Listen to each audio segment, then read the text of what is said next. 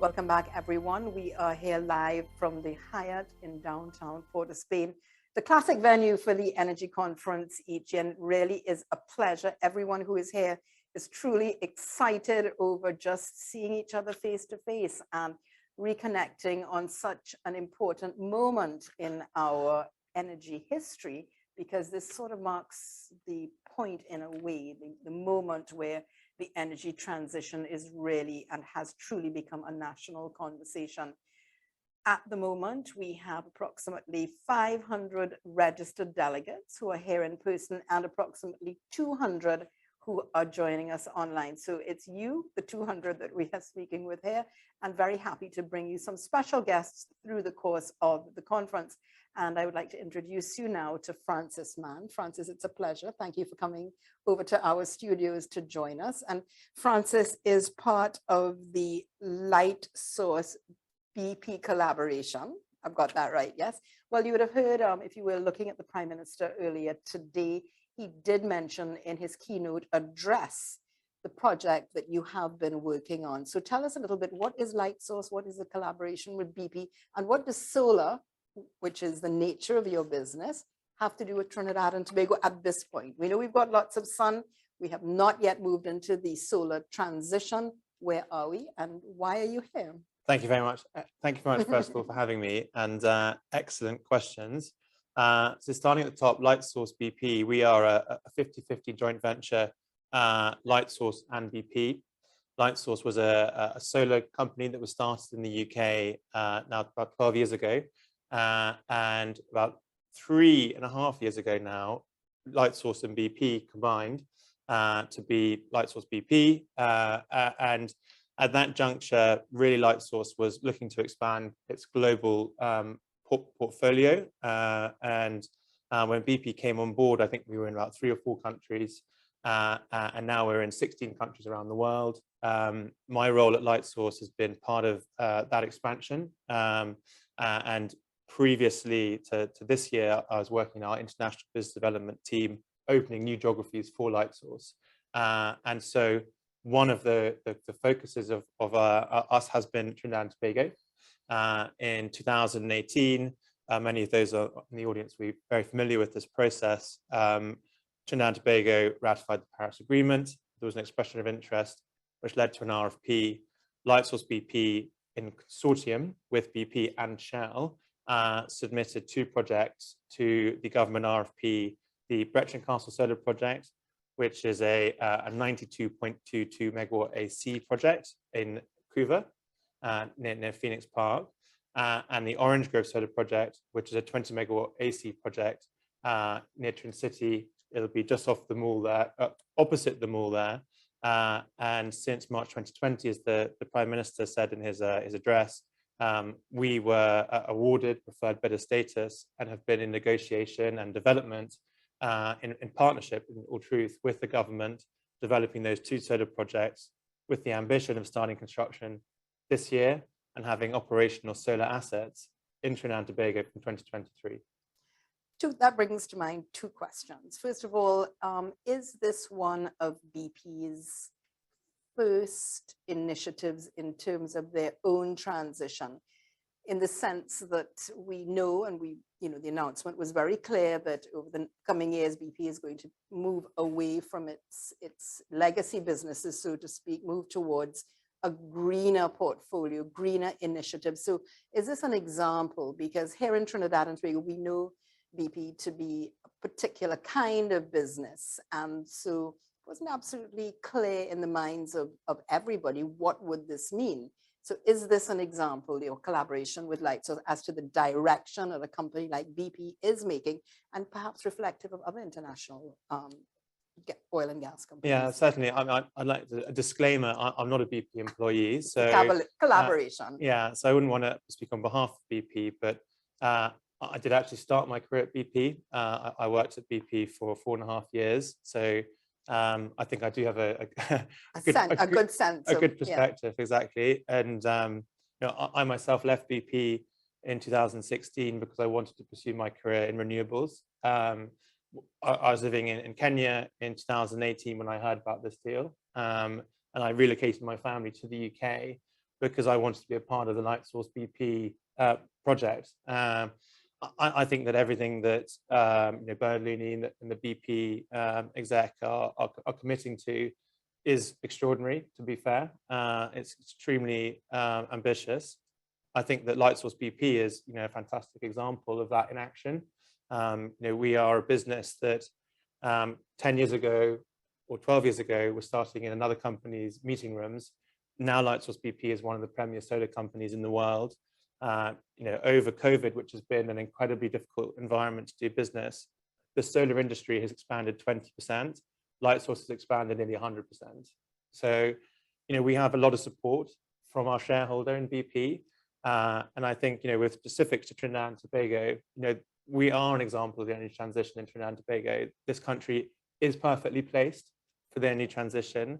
Projects like this, in partnership with Shell, in partnership with the government, in partnership with BP, are a fantastic example of that. And really, it's something to be very excited about, I believe. Let's go back to the two projects that you mentioned, one being Brecon Castle, and the other one, I believe you said it's Orange Grove. Orange Grove, yes. So what does that mean for Trinidad and Tobago? What will these solar compounds, complexes do? And how will that impact on many of the issues that we're facing here in terms of our own energy supply for domestic and industrial use, and of course, renewability and sustainability? Yeah, I mean, it's a sort of classic win-win-win. One, and I think one of the key messages that has come out today and part of the energy transition is that solar is in support of gas. Gas is in support of solar. These aren't technologies that are in competition. They're part of the suite of energy sources for the new world, so to speak. Exactly. So part of my role is also in the UK, and we in the UK are, they're looking at how to get more solar, more gas. In the UK, we're looking at more nuclear as well, and wind. I think the energy transition, it's about having diversified energy generation. And in Trinidad and Tobago, I think that, for me as an outsider coming in, the thing that feels obvious is it's an opportunity cost missed when gas that's coming out of the Trinidad and Tobago basin is used inefficiently or uneconomically in domestic electricity production. That could be being sold. And we have so much sun. Exactly. But do we have the infrastructure yet? What is being in place to bring that energy that you're harnessing from the sun and bring it into the grid, if that's the correct term? Yeah, so we're working with TNTAC, the Trinidad and Tobago Electricity Commission, and we're very well progressed with them. They've been incredibly supportive of our work, and those engineering teams, they know their grid. Those guys are they're absolute experts, and so we are in a position where in terms of the technical steps that are required to put solar into the grid. Solar is an intermittent resource, so that's a new factor for TNTAC. But I think they're excited about it. It's palpable working with the individuals at TNTAC that this is something they want. With the understanding of all of the energy transition, climate change, etc. So they're ready. We're ready. I think in terms of putting that electricity onto the grid, the construction timelines will be what they will be. But in terms of technical solution, that's there and agreed with TNTAC. I do have one question for you. For example, wind farms are notorious or infamous for requiring a great deal of geography or real estate, as we say. How does solar compare? Is this a suitable, let's say, an energy form for an island as small as Trinidad? How much geography is required to really make an impact, as you mentioned, on our gas supply that's being converted into energy? Yeah, I mean, that's an excellent question. And I think one of the real advantages of solar is that it can co-locate, whether we call it agri-solar or just co-location.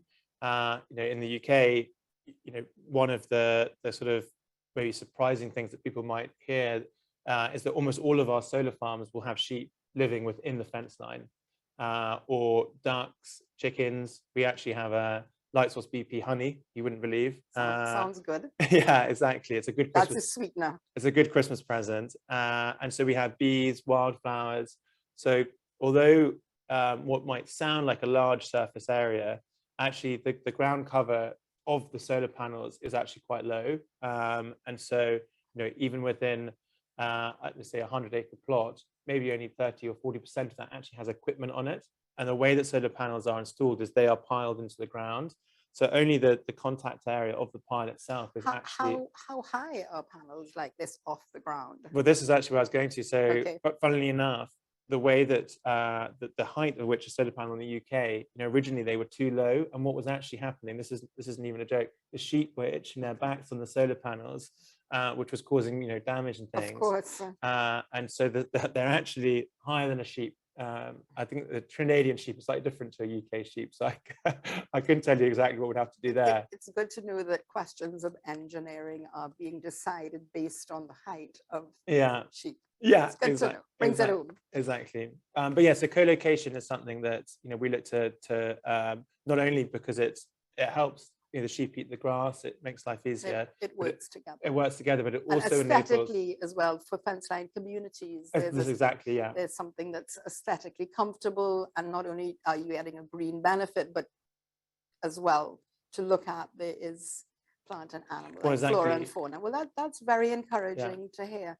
So you've come for the energy conference, and do you have any specific objectives while you're here to advance the project, or is this just a question of being here to meet colleagues and to just generally get a sense of where we are at the moment?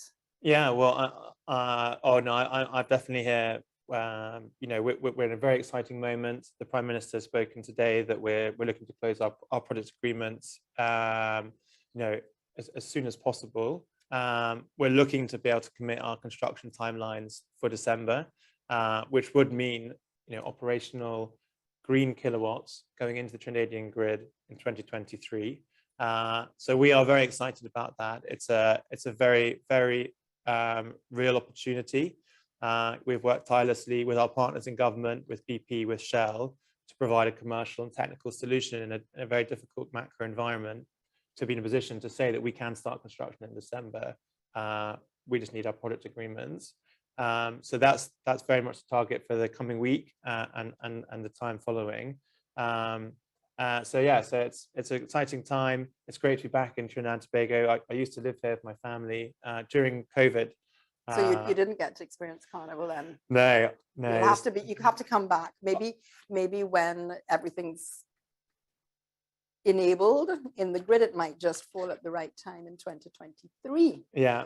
So Francis, thank you very much for joining us, and it's a very positive, you're bringing very positive news, because in a sense, the conference this year is about the energy transition, and it's very important to note that we already have projects like yours underway, and this will truly signal to the wider population that this is no longer a news article or a report on television about what's coming. The green transition is here, and we have demonstrative projects that we can demonstrate that this has been ongoing, and it's a sense of truly the moment of transition is underway.